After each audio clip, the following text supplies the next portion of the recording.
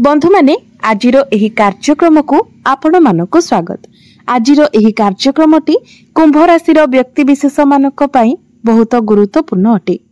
कारण एही पवित्र कार्तिक पूर्णिमा ठारू आपणक जीवन रे एक बड़ परिवर्तन हेबाको जाउछि।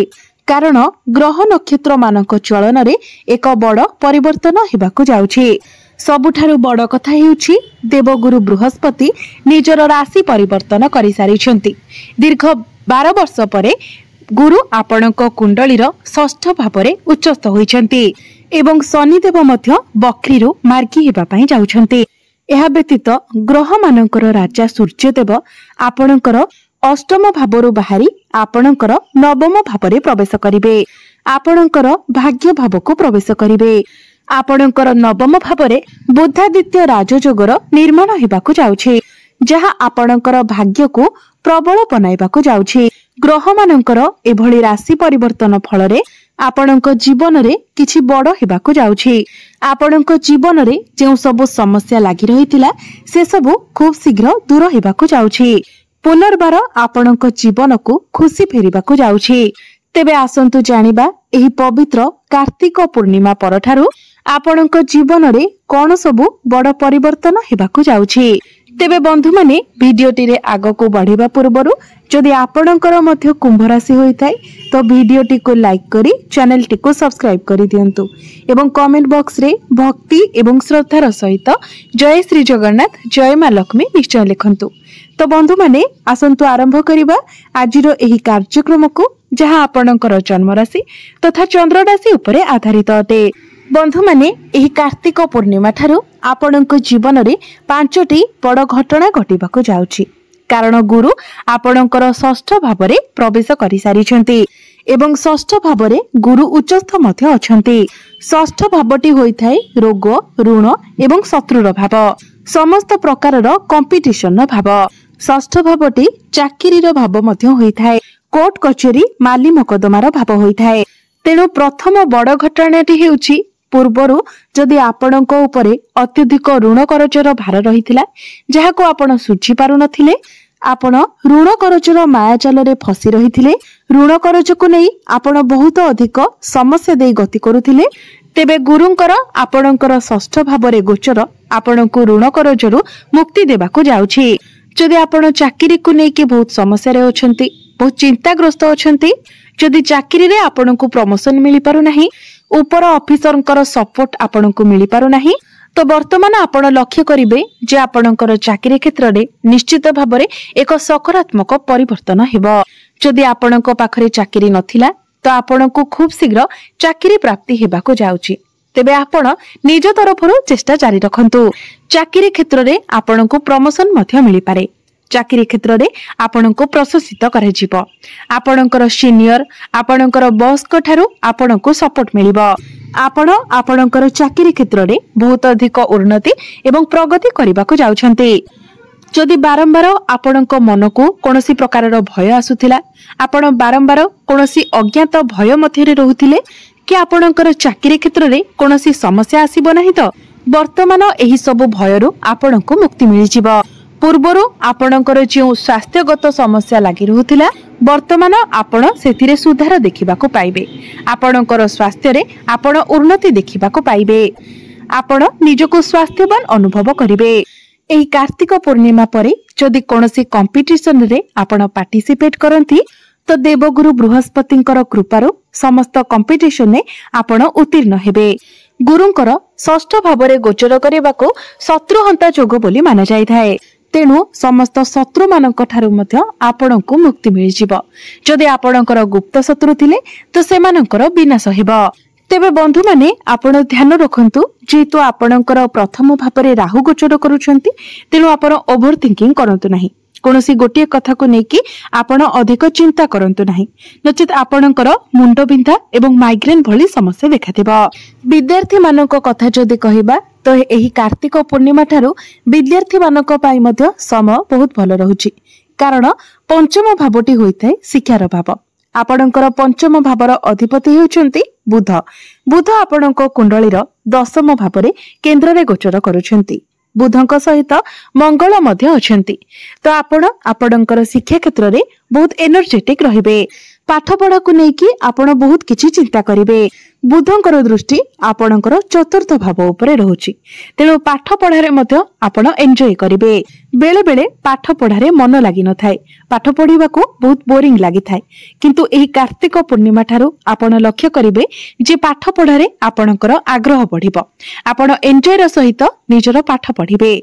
एही कार्तिक पूर्णिमा परे जदि आपणकर किछि एग्जाम अछि, कॉम्पिटिटिव एग्जाम अछि, प्रतियोगितामूलक परीक्षा अछि, सरकारी परीक्षा अछि तो सेथिरे आपण उत्तीर्ण हेबे।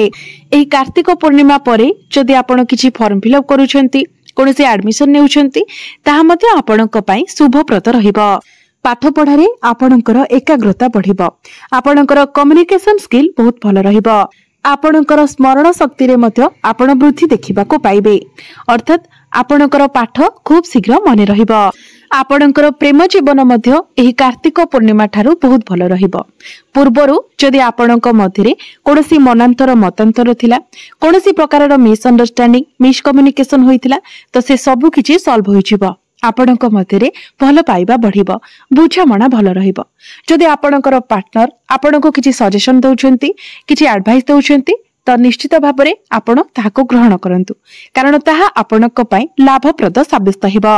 बुध जेहेतु केंद्र रे गोचर करूछंती तो आपणक मध्यरे अंडरस्टैंडिंग बहुत भल रहिबो, कनेक्शन बहुत स्ट्रांग रहिबो। किंतु शनि जेहेतु आपणकर बाणी भाबरे गोचर करूछंती तो आपणको आपणकर बाणी उपरे नियंत्रण रखिबार अछि, कारण आपण हठात एपरि किछि कहि देई पारंती जहा आपणकर पार्टनर को बहुत खराब लागि पारे, तेणु एही कथा प्रति आपण सतर्क रहंतु। वैवाहिक जीवन कथा जदि कहिबा तो कुंडलीर सप्तम भावटी होइथाय वैवाहिक जीवनर भाव, आपणक जीवन साथीर भाव। तेबे आपणक सप्तम भावर अधिपति हेउछंती सूर्य। सूर्य आपणक कुंडलीर नवम भावरे भाग्य स्थान रे गोचर करूछंती, किंतु आपणकर सप्तम भावरे गोचर करूछंती केतु। केतु हेउछंती मुंडविहीन ग्रह, तेणु आपणकर वैवाहिक जीवन रे आपण टिके अनसैटिस्फाइड रहि पारंती। आपणकर पार्टनर आपणक पई जहा कले मध्य आपण टिके आपणक मध्यरे असंतुष्टि देखाजिबो, किंतु जेहेतु सूर्य आपणकर नवम भावरे गोचर करूछंती, भाग्य स्थान रे गोचर करूछंती, तेणु आपणकर जीवन साथी को कोनोसी अचीवमेंट मिली पारे, तांकर पर्सनल एवं प्रोफेशनल लाइफ रे ग्रोथ आसीबो। आपणकर जीवन साथी जदि चाकरी करूछंती तो चाकरी क्षेत्र रे तांको प्रमोशन मिली पारे, किंबा जदि से चाकरी पई चेष्टा करूछंती तांको चाकरी मिलिबार मध्य बहुत अधिक संभावना रहुछि। 16 नवेम्बर को सूर्य आपणकर दशम भाव को प्रवेश करिवे। सूर्यंकर स्थिति दशम भाव रे आहुरी अधिक मजबूत रहिबो, तो 16 नवेम्बर परे आपण आपणकर वैवाहिक जीवन रे मध्य सुधार देखिबा को पाइबे। भाग्य कथा जदि कहिबा तो आपणकर कुंडलीर नवम भावटी होइथाय भाग्यर भाव। आपणकर भाग्य भावर अधिपति हेउचंती शुक्र, तो शुक्र नवम भावरे निजर स्वगृह रे ही विराजमान अछंती। बंधु माने गोटिए वर्ष रे केवल गोटिए मास एपरि होइथाय जेतेबेले सूर्य निजर स्वगृह रे गोचर करिथांती। तेबे नवेम्बर मासरे अर्थात एही कार्तिक पूर्णिमा ठारू शुक्र आपणकर नवम भावरे ही गोचर करूछंती। एहार अर्थ हेउछि आपणकर भाग्य एही कार्तिक पूर्णिमा परठारू प्रबल रहिबो। आपण जेउ बे कार्य रे हाथ देबे खूब कम परिश्रम रे आपणको बहुत अधिक सफलता मिलिबो। तेणु एही कार्तिक पूर्णिमा परे जदि आपण किछि भी भाग्य संबंधित निर्णय नेउछंती तो सेथिरे अवश्य आपणको सफलता मिलिबो। जदि आपण किछि बड़ कार्यर आरंभ करबाकू चाहुचंती, किछि बड़ इन्वेस्टमेंट करबाकू चाहुचंती, किछि बड़ जिनिस आपण किणाकिणी करबाकू चाहुचंती, कोनोसी शुभ मांगलिक कार्यर आयोजन करबाकू चाहुचंती तो आपण ताहा करि परिबे। एही कार्तिक पूर्णिमा परे कोनोसी बड़ लाभ आपणको प्राप्ति होई पारे। आपण कोनोसी जमी भूमि प्रॉपर्टी इत्यादि किणाकिणी करि पारंती, नूतन जानवाहन किनि पारंती, नूतन गृह इत्यादि निर्माण करि पारंती। एही कार्तिक पूर्णिमा परे कोनोसी दिगरु आपणको बड़ धन लाभ मध्य होई पारे। आपण किछि शुभ मांगलिक कार्यर आयोजन करि पारंती, कोनोसी धार्मिक स्थान को आपण यात्रा करि पारंती। क्यारियर कथा जदि कहिबा तो क्यारियर मध्य एही कार्तिक पूर्णिमा ठारू आपणकर बहुत भल रहुछि, कारण दशम भावटी होइथाय क्यारियर भाव। आपणकर दशम भावर अधिपति हेउछन्ति मंगल। मंगल दशम भावर ही गोचर करुछन्ति। मंगल आपणकर दशम भावरे रुचक नामक राजयोगर निर्माण करुछन्ति। पंच महापुरुष राजयोगर निर्माण करुछन्ति। तो एही कार्तिक पूर्णिमा परठारु आपणकर कार्य क्षेत्र रे बहुत एनर्जेटिक रहिबे। आपणक मध्यरे कॉन्फिडेंस लेवल बहुत भलो रहिबो, एनर्जी लेवल बहुत भलो रहिबो। तेनु कैरियर रे आपणको बहुत किछि अचीवमेंट मिलिबाको जाउछि, बहुत किछि अपॉर्चुनिटी मिलिबाको जाउछि। चाकरी क्षेत्र रे आपणको प्रमोशन मिलिबाको जाउछि एवं जे मानक निकटरे चाकरी नाही सेमानको चाकरी मिलिबार मध्य बहुत अधिक संभावना रहुछि। सूर्य मध्य 16 नवेम्बर को आपणकर दशम भावरे प्रवेश करिवे। तो 16 नवेम्बर परठारु आपणक चाकरी क्षेत्र रे आपण बहुत बड़ परिवर्तन देखिबाको पाइबे। सरकारी क्षेत्ररु आपणको अनेक लाभ प्राप्ति हेबो। आपणक पाखकु जेते टार्गेट आसिले मध्य आपण ताहाको खूब सहजरे कंप्लीट करि नेबे। आपण निजको प्रूफ करि परिबे। किंतु गोटे कथार आपण भलो भाबरे ध्यान रखंतु, जेहेतु शनि आपणकर बाणी भावरे अछंती एवं मंगलंकर दृष्टि आपणकर प्रथम भावर ऊपर रहउची।